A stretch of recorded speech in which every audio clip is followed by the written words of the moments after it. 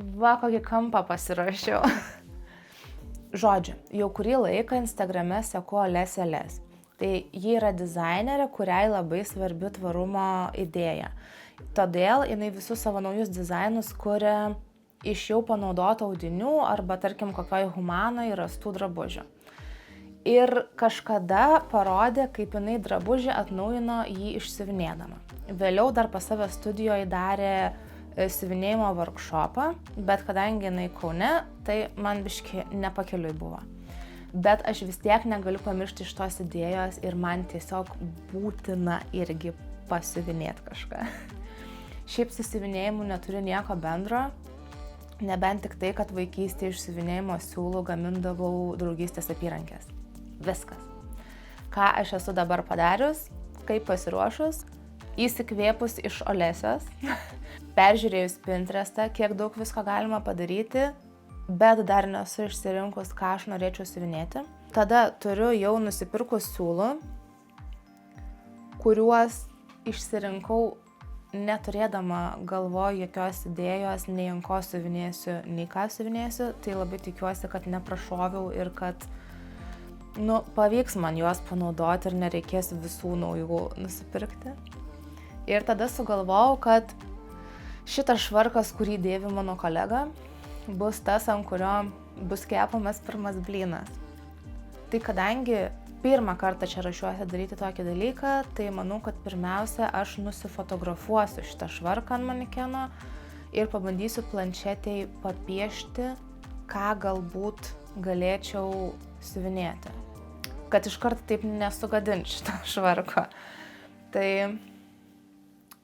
einam, imamės darbo. Jau tiek kartų bandžiau rašyti šitą video, kad šitie siūlai atrodo kaip jau labai gerai panaudoti. Ir šiaip čia ne iš mandrumo šitas raudonas popierius nuleistas. Tiesiog, kad švarkas geriau matytųsi negu kad ant balto. Bet visai čia gerai atrodo. Imamės darbo. Nors iš pradžių galvojau, kad viską piešiu pati, bet kurį laiką pabandžius pagalvojau, kad geriau aš pasinaudosiu tuo, kas jau yra sukurta. Todėl keliauju į Freepik, išsifiltruoju nemokamus paveiksliukus ir susirandu tai, kas mano manymu visai tiktų. Piešinį planšetėje persipiešiau ir užsidėjau ant švarko nuotraukos. Spalvas keičiau pagal savo turimas siūlų spalvas ir maždaug atsirinkau, ką naudosiu. Atsispausdinau paveikslėlį ir kadangi jis didesnis už įprastą lapą, turiu jį susiklijuoti į vieną. Susiklijavus šiek tiek apsikerpu, kad būtų patogiau ant švarko pasidėti.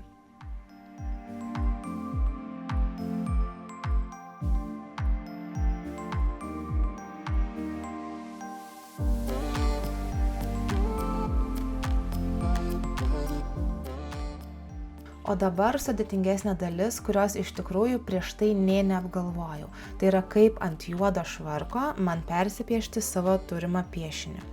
Iš pradžių bandžiau tiesiog pieštuku kiaurai popierių dėti taškus ir tada juos sujungti. Bet, tikrai nebuvo labai sėkmingas šitas reikalas. Tada pasiėmiau tokį įrankį. Šis ratukas skirtas lekalų kopijavimui ir jį galite rasti siuvimo prekių parduotuvėje. Su juo sekėsi žymiai paprasčiau.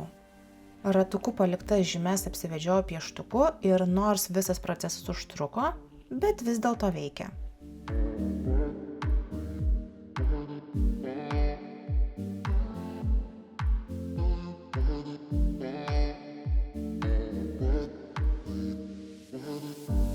Ir paskutinis darbas prieš pradedant siuvinėti, tai išsiardyti nugaros pamušalą tam, kad būtų kur paslėpti mazgus ir būtų patogiau siuvinėti. Ir tik dabar pradedu siuvinėti. Tai atsikerpu siūlo, dalinu jį per pusę, nes siuvinėsiu su 3 gijomis, veriu į adatą, rišu mazgą ir pradedu. Siuvinėjimui naudoju Backstage dygsnį. Tai iš tikrųjų net nežinau, kaip jis vadinasi lietuviškai, nes kadangi visos informacijos ieškau arba Pintereste, arba YouTube, tai visos mano siuvinėjimo žinios yra angliškos.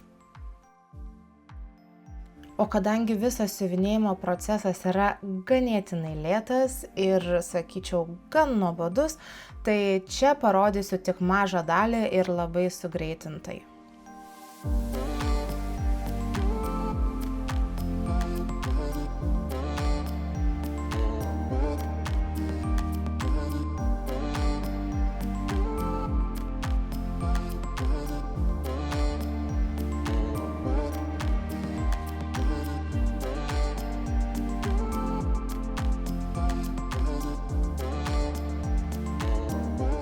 Žinoma, būtina pertraukėlė pasigrožėti jau nudirbtų darbų.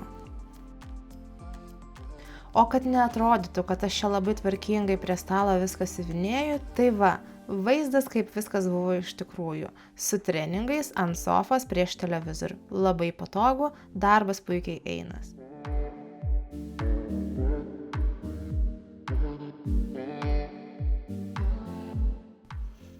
O dabar dar truputis realybės. Čia jau esu išsiuvinėjusi visą kontūrą ir pradėjusi galvoti, kaip man reikėtų išsiuvinėti visas mano norimas spalvotas dalis. Šito reikalo irgi mokiausi Pintereste ir YouTube, bet nei vienas iš išbandytų variantų man taip ir neprilipo. Čia buvau nusprendusi tokiu pačiu dygsniu, kaip ir siuvinėjau kontūrą, užpildyti viską spalvotais siūlais.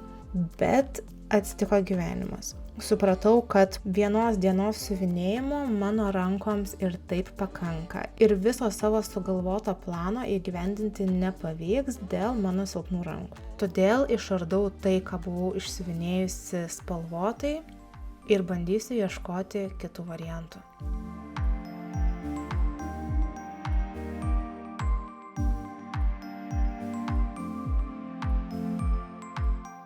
Pirmoji idėja buvo, kad spalvotasias dalis galiu užpildyti tiuliu.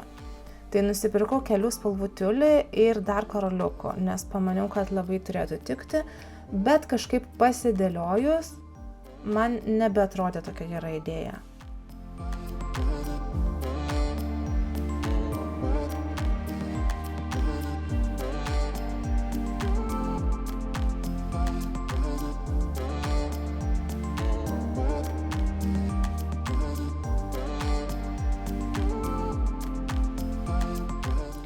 Tai va taip dabar atrodo mano stalas, nes nelabai pavyksta man mano idėja. Dabar turiu tiek pasidarius, šito ko gero išardysiu, nes kažkaip nelabai man patinka. Tai dabar turiu naują idėją. Turiu nusipirkusi vandenyje tirpstančios plėvelės ir čia kaip skaitosi dvipusio flizelino. Tai čia yra, sakykime, klijai, kuriuos su lygintuvu tu aktyvuoji ir gali vieną dalyką prie kito priklijuoti. Tai dabar planuoju ant šitos plėvelės sudėlioti visaip kaip netvarkingai siūlus.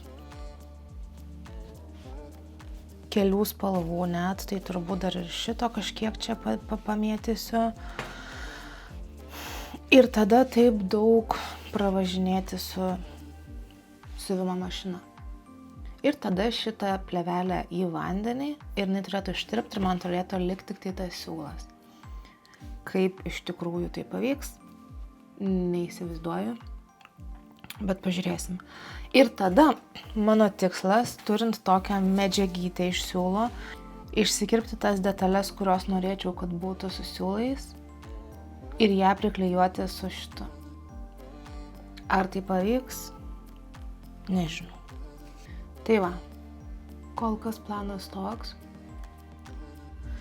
Tai dabar imu vandenyje tirpstančią plėvelę, atsikerpu kiek įsivaizduoju, kad čia man jos reikės ir tada kūrybinės netvarkos metodu dėlioju siuvinėjimo siūlus. Naudoju kelias spalvas ir dar bandau žaisti su jų storiai. Tai dedu arba po pilną siūlą, arba dar išskirstau gijomis, kad būtų plonesnių. Ir dar sugalvojau, kad galima pabandyti čia įdėti tiulio. Tai atsikerpu vieną sluoksnį tiulio, jį dedu ant siūlų ir tada užlenkiu vandenyje tirpstančią plėvelę. Tam, kad siūlai išliktų vietoje, šiek tiek susisegu ir traukiu siuvimo mašiną.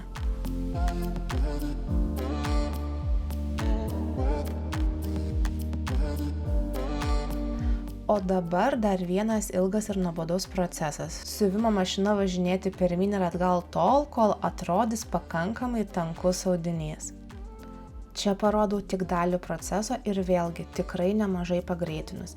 Esmė yra kartoti tol, kol atrodys pakankamai tanku, net kai ištirps plėvelė.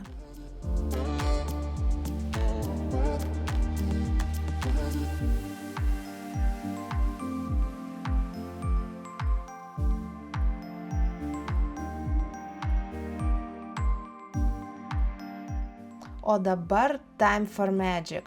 Pasiėmiau dubenį su vandeniu ir merkiu į jį savo siuvinį. Iškart matosi, kad plėvelė pradeda tirpti, bet reikia dar šiek tiek pasidarbuoti ir pirštais nutrinti pradėjusią tirpti plėvelę. Nes tik įmerkus į vandenį, ji pasidaro tokia gleivėta. Štai taip atrodo jau išdžiūvęs mano darbas. Bet kadangi man idėja dėti tiulį nelabai patiko, tai pasirinkau dar paprastesnį variantą ant vieno sluoksnio tirpios plėvelės tik tai siuvinėti siuvimo siūlais. Tai tokį pasidariau, vėl leidžiu magijai veikti, išplaunu ir tada jau einu klijuoti. Dabar jau viskas labai paprasta. Tiesiog išsikerpu norimos formos dvipusio flizelino gabalėlį ir savo siuvinėto audinio gabalėlį. Ir juos lygintuvo pagalba priklijuoju prie švarko. Ir viskas.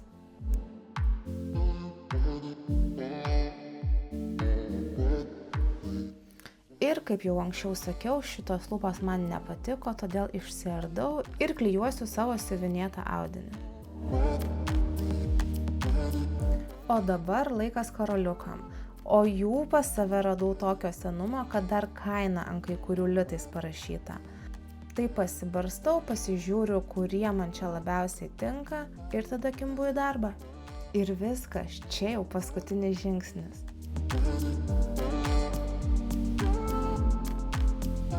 Oi Silvija, kuogi tu čia esi taip pasipuošus ir kodėl manekenas nuogas? Paklausė manęs niekas. Nu va, praėjo lygiai savaitę po praeito video įrašymo ir... Tadam! Ar aš esu patenkinta galutiniu rezultatu? Ne visai. Bet, kaip aš mėgstu sakyti, done is better than perfect. Tai... done. Tai ką daryčiau kitaip? Tai turbūt iš viso net nesugalvočiau spalvint. Tiesiog prisižiūrėjus labai daug pavyzdžių Pintereste, man norėjusi spalvoti ir tokį maksimaliai išspausti. Bet sakyčiau, kad gan įspūdingai atrodė ir tiesiog tik išsiuvinėtas kontūras. Tada dar iki paskutinės minutės galvojau, ar man reikėtų pakeisti šitos žalios vietos į tokį patį kaip rožinis. Tai yra tik tai siuvimo siūlais padaryta, o čia dar yra siuvimo siūlai ir tarpuose įdėti siuvinėjimo siūlai. Tai jis toks šiek tiek tankesnis ir mažiau permatomas. Nežinau, ar man tas patinka, bet,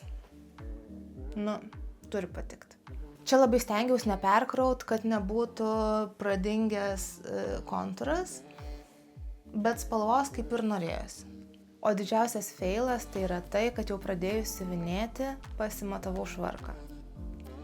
Ir ar aš per žiemužę privalgiau, kad man švarkas nesusisega? Taip. Bet arba palauks švarkas, kol pasiruošiu pavasariui, arba kam nors perleisiu. Dar norėčiau jį išskalbti vien tam, kad nusiplautų nuo tų tuščių vietų likę klijai. Nes kiek bandžiau ant medžiagos gabalėlio, tai išplovus jį tie klijai tiesiog, nežinau, turbūt ar ištirps ar kas. Bet ar aš norėjau dabar laukti, kol aš jį išskalbsiu, kol jis išdžius, išlygins ir tada parodyt? Ne, tikrai ne. O norėjau pabaigti greičiau tam, kad kažko kito imtis. Man per ilgai užsitęsę projektai pasidaro nebeįdomus. Tai kažką jau reikia kito galvoti. Ačiū, kad žiūrėjot.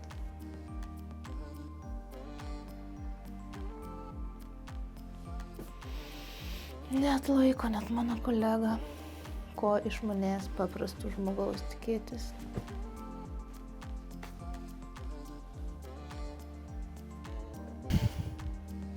Gerai, projektas baigtas. O kodėl aš buvau mikrofoną prisisegus per vidurį?